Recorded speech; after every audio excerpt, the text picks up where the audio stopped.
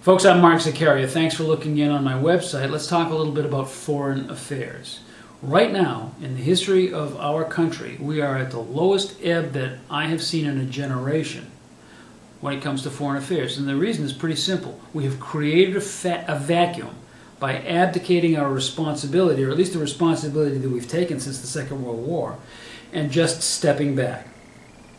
Now what's happening is we don't like the people that are being sucked into that vacuum. We see nothing but what we regard as radicals.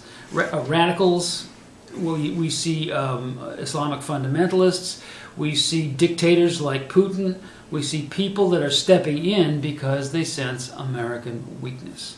America has to become strong again. And the way to do that first is to make itself strong at home, and that means the economy.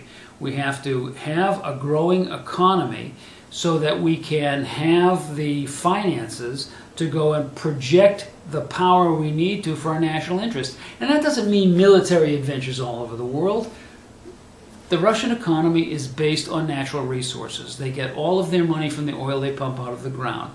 Right now, we're sitting on something like 200 years worth of fossil fuels. Now, whatever you think about fossil fuels, if we get to work and start producing, if we put the Keystone Pipeline in place, if we open federal lands for exploration, what you will see is a depressed price per barrel of oil.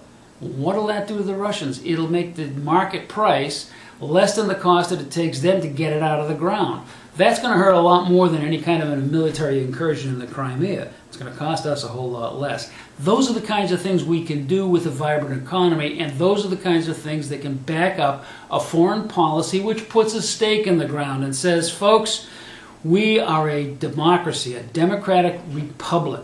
You should look to us. You should try and be like us. We can't send that message until we are strong enough to look people in the eye.